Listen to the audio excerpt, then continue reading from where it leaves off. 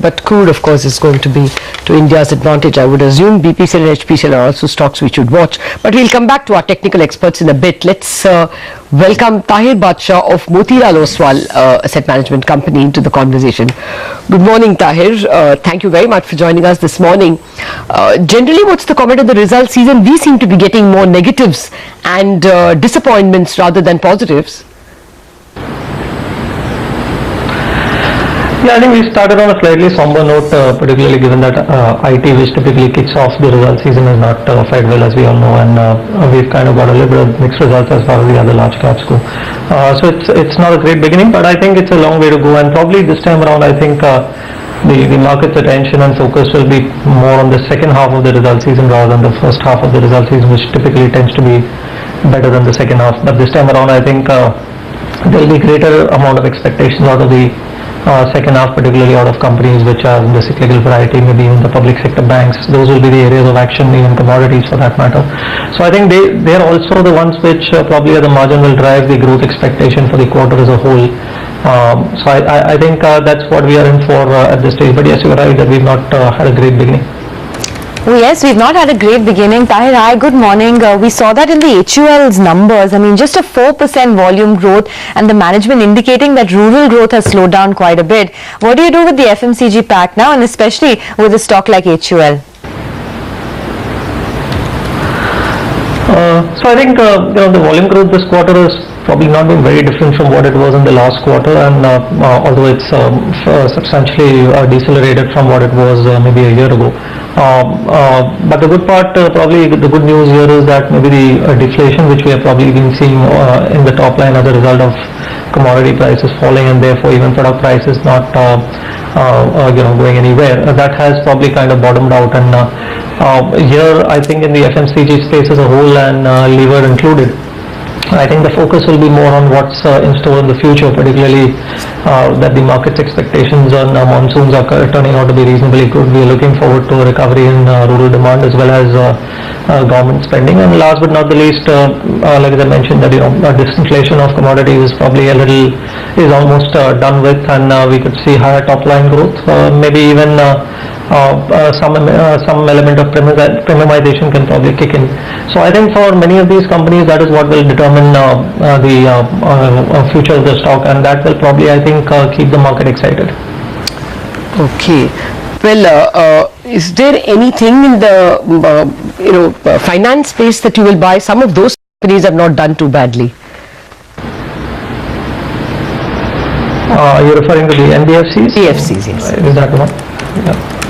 Yeah, so I think those have clearly done well, and the good part is that the visibility of growth and earnings out there has been pretty strong over the past few quarters, especially in segments like housing finance, consumer finance, rural-oriented finance, microfinance, and so on. So those are segments which are clearly on a tear as far as growth goes, and I think to that extent the excitement continues out there. But we've seen a fair degree of move in many of these names in the more recent past. They've had a significant outperformance to the market as well, and valuations are not necessarily very easy to deal with at this stage. So I think they will probably pause, even if they don't significantly correct. They will remain an area which will continue to draw attention of investors given the growth and the runway to the growth as well that we have for the future. But I think for the short term, we've had a fairly significant move in many of these names. Okay. Well, the other good set of numbers after a long time came in from Exide. Finally the growth has picked up to double digits. It doesn't really it's not indicative of what's happening in the sector as a whole, because Exide has been beset with its own problems. But do you think the worst is over for that company, and would you put money here? Well, a good part is that this segment of the ancillary market is very, very consolidated, and we're dealing with about 2 or 3 players at best, and also there is a decent amount of room for growth as well. However, just focusing on this quarter's results in particular, probably in case of Exide, have been driven by the non-auto segment more than the auto segment, and there's still less evidence to suggest that they started to regain back their share in the automotive segment to the other players in the market. So I think that will probably remain something which the market will watch out for in the near future. But it's been a good comeback over the last 2 quarters for the company. Okay, we are coming back to you with more questions, Taher. Let's just give a few more trading ideas to our viewers. That's coming from our Super 6 guys. My second recommendation today is sell on PNB. We have seen significant upside coming in. It has moved one way from around about the 70-75 levels to about 135, 140. So almost doubled. One can have a stop loss of 136 and play for targets of 125. These are not the only targets. If 125 is also broken, I would not be surprised to see the stock going towards 115 in next 2 weeks. My first call is a sell call on Arvind Futures. In yesterday's trading session, we have witnessed a negative crossover on the momentum indicators. Moreover, on hourly charts, stock prices are making lower tops, lower bottoms. I feel Arvind is likely to correct to levels of around 300. Sell Arvind Futures. Stop loss 326, target 300. My first recommendation today is buy on CEAT Limited. Suggest that the stock may even head towards 929, 40 in coming days.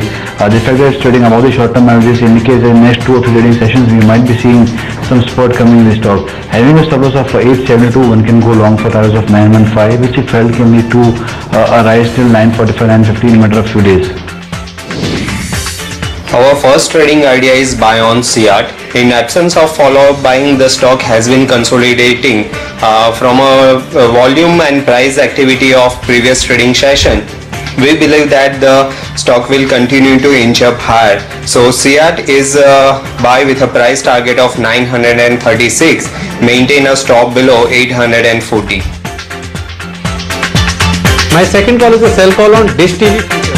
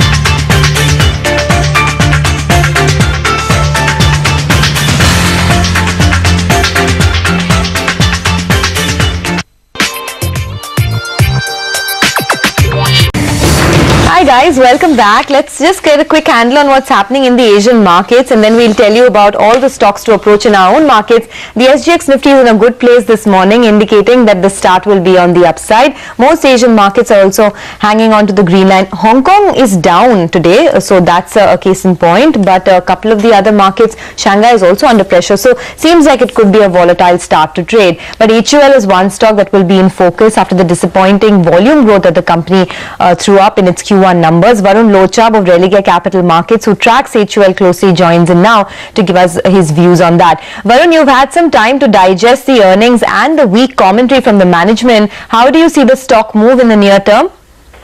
I think the recent run-up which the stock had, it could retrace some of it, given the fact that the commentary on the near term